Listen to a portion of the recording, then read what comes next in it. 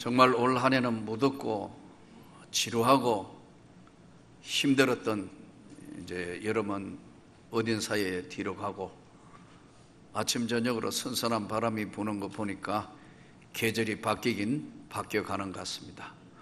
또 염려했던 태풍도 이제 남쪽 지방에 좀 피해가 있긴 했지만 하나님의 은혜 가운데 잘 지내고 간 것 같습니다. 오늘은 하나님의 말씀 유다서의 말씀을 중심으로 같이 말씀의 은혜를 나눌 텐데요. 이 유다서라는 이 본문이 유다서가 1장인데 차지하고 있는 위치가 아주 묘해요.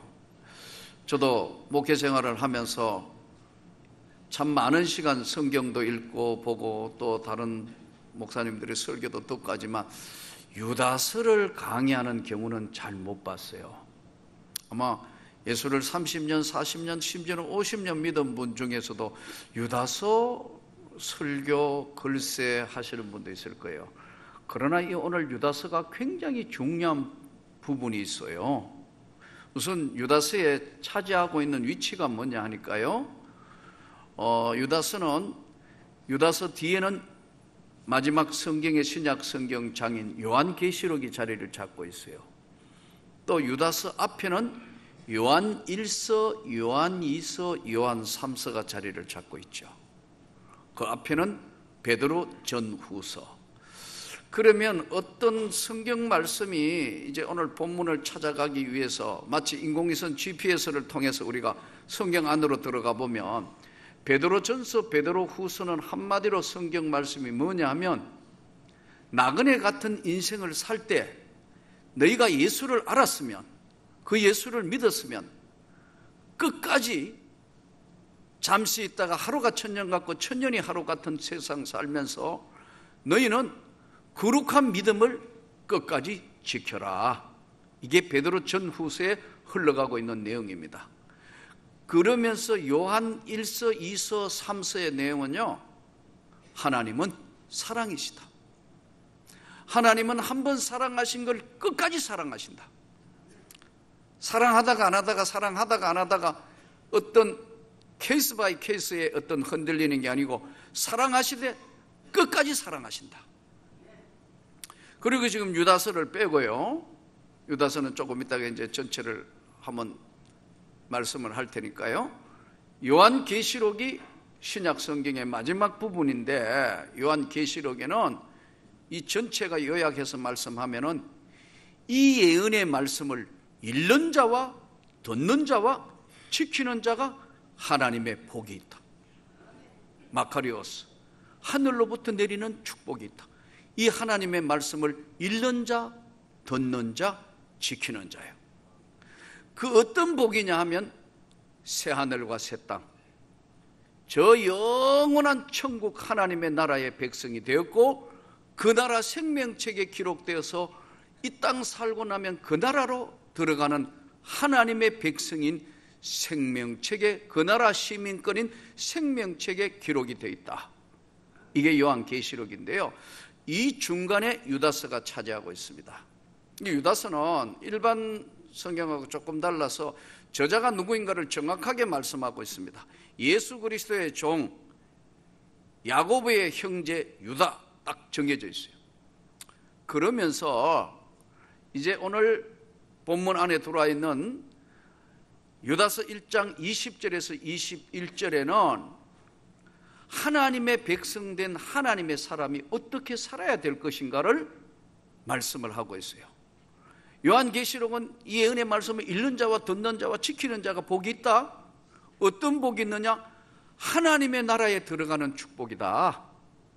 그러면 하나님 나라 들어가기 위해서는 어떻게 하느냐? 그 앞에 베드로 전후서는 나그네 같은 인생 살 때 세상의 마음 뺏기지 말고 하나님의 말씀을 지키며 살아라. 그런데 너무 세상 살기가 힘드니까 어떨 때 이렇게 되다가 저렇게 되지만 하나님은 변함없는 사랑이시다. 여기에 이제 유다서의 위치를 찾아가면 이렇게 말씀하는 거예요. 오늘 1장 20절에 사랑하는 자들아, 너희는 지극히 거룩한 믿음 위에 자신을 세우며 지극히 거룩한 믿음 위에 너의 자신을 세우며 그리고 이 땅에 살면서 기도하는데 성령으로 기도하며 기도를 하는데 그냥 하는 게 아니고 성령으로 기도하며 하나님의 사랑 안에서 자신을 지켜라. 세상에 물들지 않도록 스스로 자기를 지키며 그 지키는 끝날 쯤 되면 영생에 이르도록 우리 주 예수 그리스도의 긍휼을 기다리라. 하나님이 긍휼히 여기신다. 그 하나님의 때까지 긍휼히 여김을 기다리라. 네 가지 동사의 명령어입니다. 내 자신을 거룩한 믿음 위에 세우라. 명령이라니까요. 또 동시에 기도를 하되 성령으로 기도를 해라. 그리고 너 자신을 세상으로부터 지켜라. 그리고 전능하신 하나님의 긍휼을 기다리라. 이게 다 명령어예요.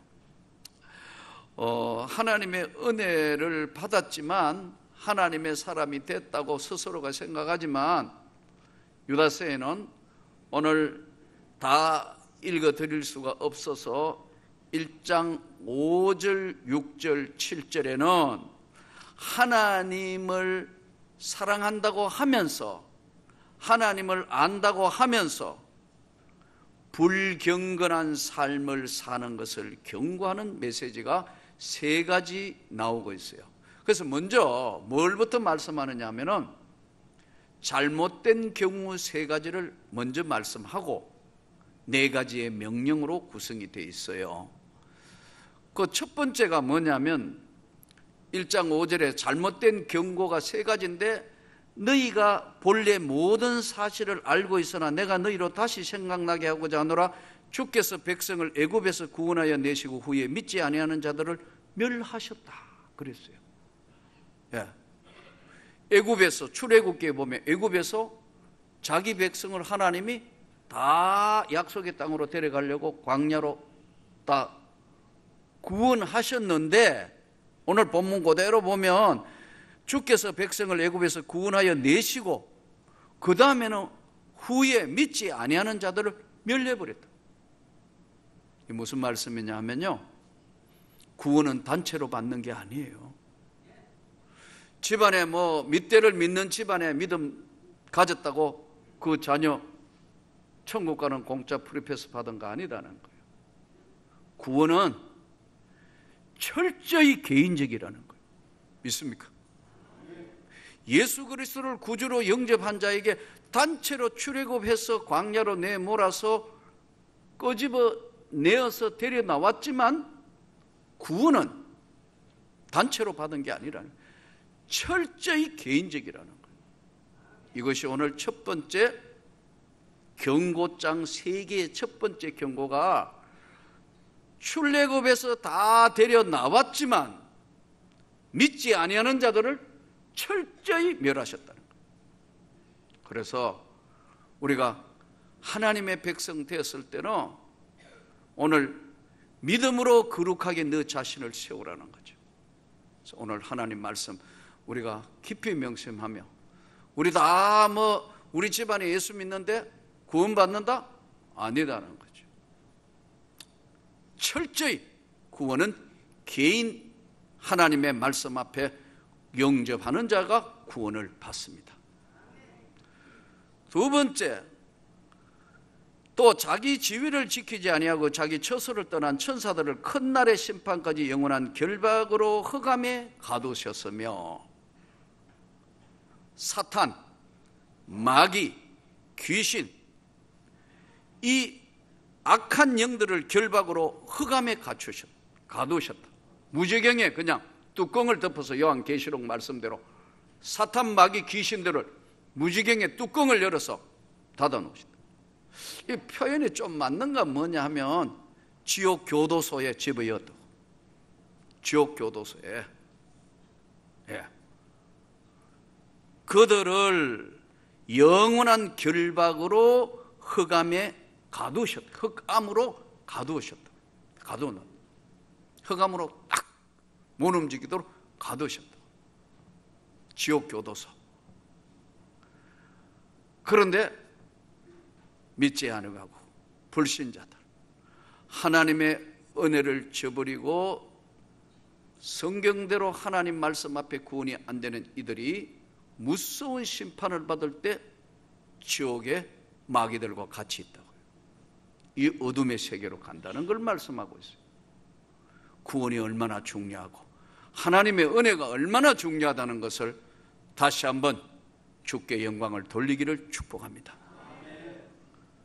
영원한 흑암의 사탄, 마귀 귀신, 천사들 중에서도 자기 지위를 떠난, 지키지 아니하고 처소를 떠난 그들도 가두셨다. 세 번째 경고 말씀이 7절, 소돔과 고모라와 그 이웃 도시들도 그들과 같은 행동으로 음란하며 다른 육체를 따라가다가 영원한 불의 형벌을 받음으로 거울이 되었느니라. 거울이 뭐죠? 우리 어디 세수하거나 뭐 하면 뭘 묻었는가 거울을 보지 않습니까? 예. 거울, 자기 모습을 비춰보는 거, 거울. 소돔과 고모라 땅에 이것이 하나의 거울이 되었다고. 이 세상을 사는데, 저와 여러분이 세상을, 우리 성도 여러분 같이 사는데 세상에 날마다 뉴스 같은 거 이런 거 보면서 보면 뭐 누가 자살했네, 누가 무슨 이혼을 했네, 누가 성폭력을 했네, 뭘 했네, 뉴스 계속 듣지 않습니까? 이게 뭐냐면 너는 조심하라는, 그게 너의 거울이다. 소돔과 고모라에 있던 일이 거울이 되었다. 이 거울이니까 너는 그걸 가만히 보면서 난 절대 이렇게 하면 안 되지, 나는 절대 정신 차려야지. 이게 너에게 너를 비춰보는 거울이 됐다는 거예요. 그러므로 여러분, 오늘 이 유다서는 세 가지 경고, 출애굽에 나왔지만 믿지 아니한 자들을 다 멸해버렸다 하나님. 또 자기 지위를 지키지 않는, 그 지위를 지키지 않고 떠난 천사들, 사탄, 마귀, 귀신들을 흑암으로 가두셨다. 동시에 소돔 고모라 같은 너희가 세상을 살면서 너 그거 보고 본받지 말고 거울인 줄 알고 잘 조심해서 세상을 살아라. 그러면 어떻게 살아야 되는 것인가를 오늘 본문이 말씀하는데, 거룩한 믿음 위에 자신을 세우라. 거룩한 믿음 위에 자신을 세우려면 어떻게 하면 되죠? 말에 이 믿음은 눈에 안 보이기 때문에, 믿음은 뭐로 나타나느냐 하면 말과 행동으로 반드시 나타나게 되어 있어요. 믿음이 눈에 안 보이잖아요. 믿음이 있다 없다. 믿음이 있는 사람은 믿음의 말을 하고 믿음의 행동을 해요. 말이 예로부터 우리가 씨가 된다 그러잖아요. 말 들어보면 인격이에요. 그 사람 말을 들어보면 인격이에요. 근데 잘 구분을 못할 경우가 있는데, 말을 하는 사람 그 이야기를 들어보면 첫째요, 미사여구를 사용하는 사람 꽤 있습니다. 화려한 말을 미사여구를 해서, 기도도 미사여구로 하고, 어떨 때는 목회자 같은 경우에 설교도 미사여구로 하고, 이야기하는 게 굉장히 화려한 언어를 구사하는 사람이 있습니다. 그러나 그 말이 미사여구가 잘 구분해보면 진심이냐 진실이냐, 그 말에 진심이 담겨 있느냐 진실이냐 하는 게 구별돼야 된다. 들어보면 조금만 지내면 저절로 아는 거예요. 미사여구. 또 하나 뭐 있죠? 가문이설. 가문이설은 어떤 거예요? 속임말 아니에요. 대표적인 사람들의 속임말이 뭐죠? 약장수 아닙니까? 약장수 이야기 들으면 다 나설 것 같아요. 죽었던 사람도 벌떡 일어날 것 같아요. 하여튼 약 종류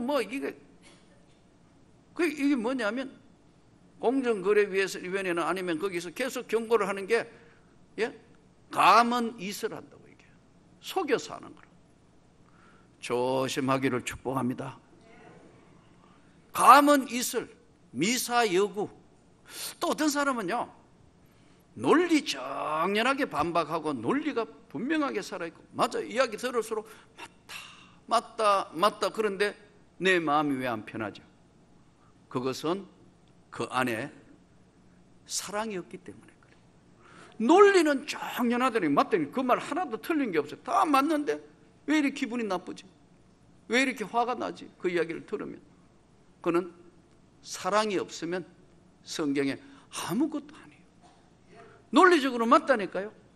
다 하나도 틀린 게 없는데 미사여구 조금 있으면 알 수 있고, 감은 있으면 속으면 안 되고, 논리 정연한 말인데도 자신을 세운 사람은 진실을 이야기하는 거예요. 진실. 저는 그렇게 되기를 축복합니다. 이 예언의 말씀을 읽는 자와 듣는 자와 지키는 자가 복이 있다. 무슨 복이? 하나님의 나라에 들어가는 복이다. 나그네 같은 인생을 살면서 믿음을 지켜라. 하나님은 변하지 않는 사랑이시다. 자신을 믿음 위에, 거룩한 믿음 위에 지켜라. 두 번째, 오늘 말씀을 하시면서 성령으로 기도하며 그랬어요. 기도를 안 하는 사람이 누가 있겠어요? 예수 믿으면서. 그런데 왜 기도에 성령으로 기도하게 하는 거예요? 성령으로 기도하면요, 자신을 보게 돼요. 사람은 누구나 다 자존감이 있어요. 다 자신만 가지고 있는 자존감이 있어요. 누가 그거 건드리면 거의 발작에 가까운 분을 내요. 흥분해요. 막 부들부들 떨어요. 근데 이게 자존감이 낮을수록요, 분을 자주 내요. 화를 자주 낸다. 그리고 화를 자주 내는 사람을 다시 그 안에 들어가 보면 영혼의 상처가 치료가 안 된 분이에요. 이게 예상외로 너무나 우리 사회에 많아졌고, 교회 안에도 이게 많아졌다는 데 문제가 돼요. 저는 성령으로 기도하여 치유되기를 축복합니다. 하나님의 말씀과 성령으로 기도하면 내 영혼에 하나님이 함께 하신다는 걸 알기 때문에 때로는 외롭고, 때로는 힘들고, 때로는 너무나 무거운 짐 같지만 하나님께서 성령으로 기도하는 자에게는 언제나 위로함을 주셔요. 길을 열어주세요. 함께 하세요. 그런데 이게 기도를 성령으로 기도하지 않고 내 의지로 하다가 보니까 안 됐을 때는 즉시 하나님 원망하거나 하나님 말씀 앞에 반박도 하고, 또 다른 사람하고의 관계는 다 끼어져 버리는 거예요.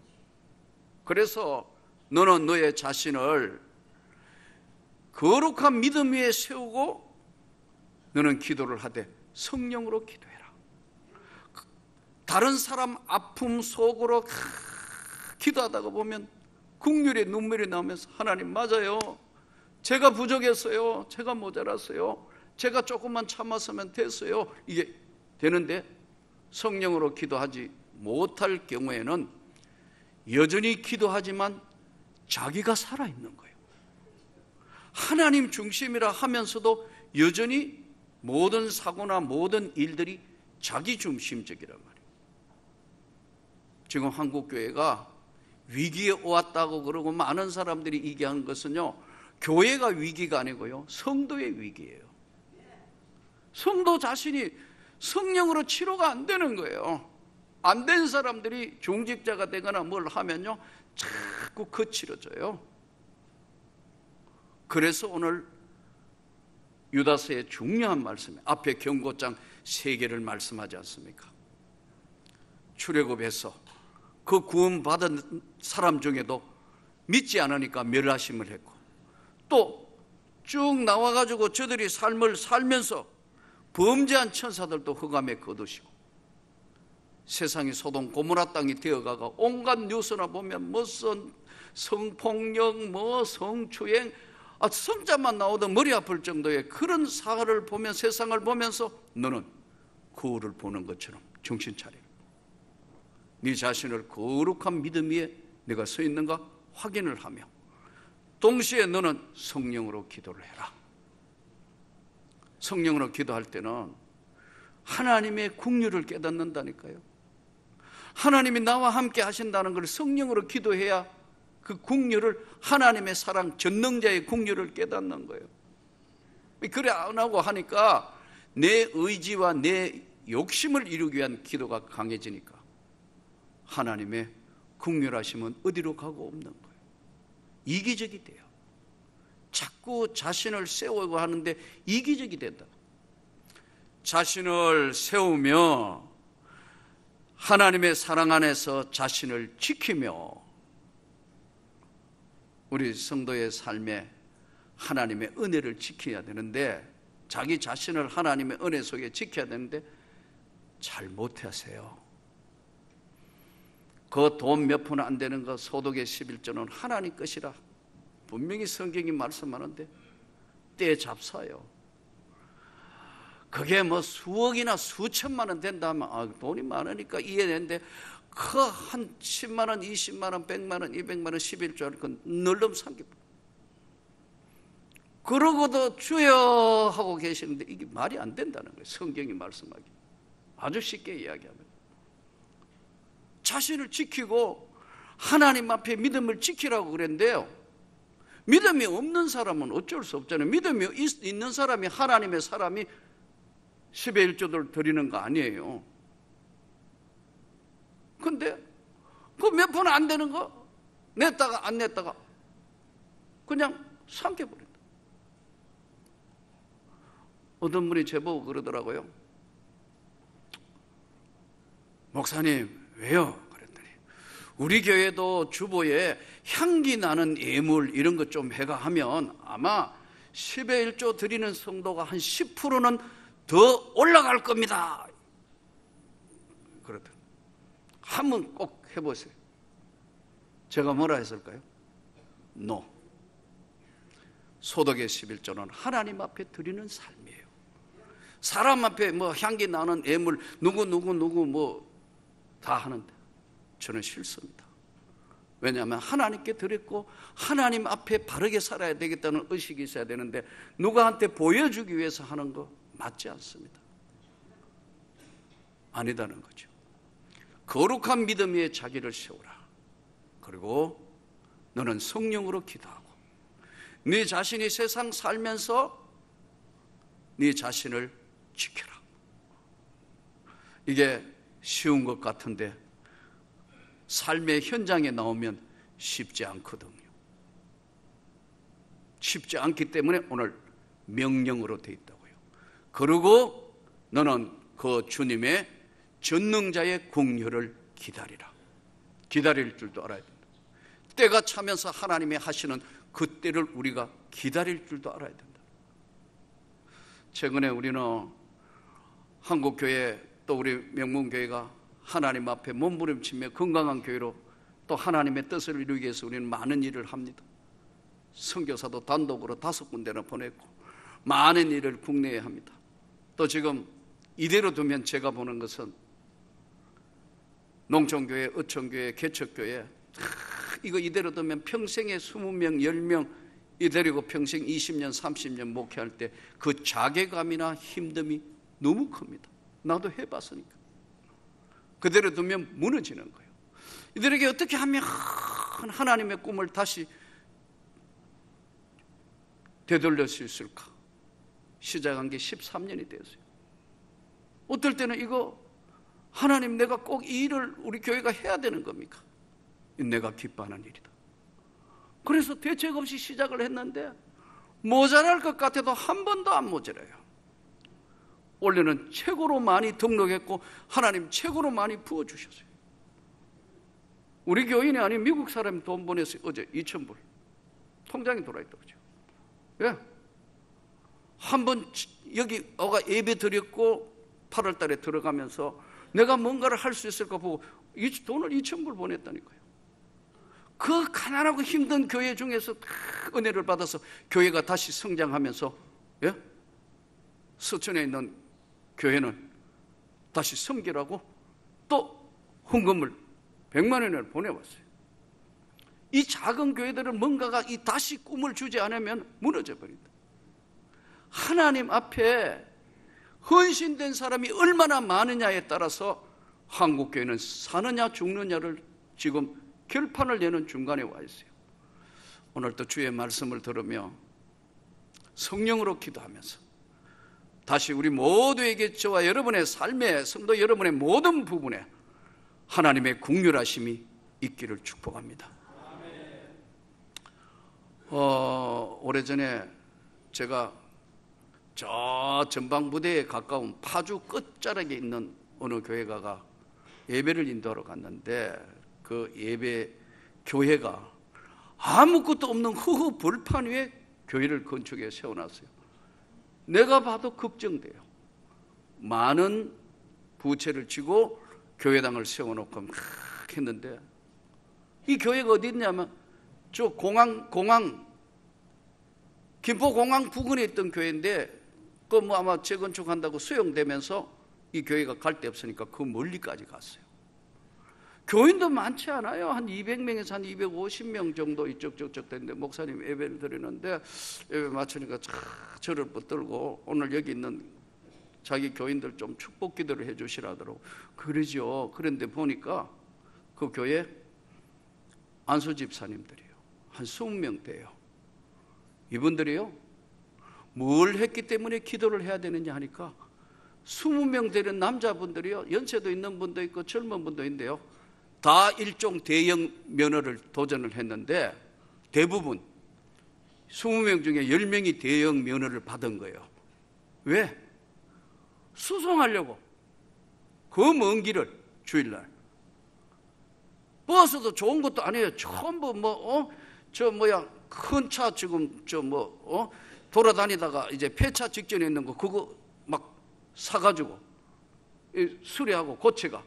그 많은 성도들 이 수송하는데 헌신하겠다고 해놔놓고 엎드려 울면서 기도하는 모습에 제가 감동을 받았어요. 아, 이 교회는 멀지 않아서 대단한 교회로 성장하겠구나. 제가 본 게 틀림없었다. 지금은 그 교회가 총회도 나오고 대단한 위세로 성장을 했어요. 제가 보는 우리 명문교회도 이제는 큰 부상을 더 크게 한국교회에 영향력을 끼치는 대역사가 나타나느냐 안 나느냐, 온 성도 여러분의 헌신하는 자세에 달려 있습니다. 여기는 오늘 우리에게 주시는 메시지요. 여기는 장로님들, 권사님들, 집사님들, 안수집사 구별되지 아니하고 진짜 하나님 앞에 내가 한번 헌신해가 내가 주의 일을 해보겠습니다. 힘들고 어려운 일이면 제가 한번 나서 보겠습니다. 이런 사람들이 많아지면 하나님의 긍휼하신 손이 움직이신다. 그 하나님의 긍휼하심이 움직여서 하나님이 교회 위에도 축복하시고, 그렇게 헌신하는 사람들 가정 위에 하나님이 놀라운 축복을 생애 동안 부어주시니까 이게 성경입니다. 그러므로 저는 오늘 이 유다서 말씀대로 다시 한번 주님의 긍휼을 기다려서 교회가 새로운 비전과 꿈이 자기에게 만난 이기적으로 돌아간다면 여기서 모든 것들은 종료될 확률이 많습니다. 우리 한국교회가 그런 위기에 와 있다는 것을 누구나 잘 아는 겁니다. 그러므로 오늘 유다서 말씀대로 걸어가신 하나님 앞에 믿음에 분명하게 서서 하나님의 역사를 이루어가기를 주의 이름으로 축복합니다.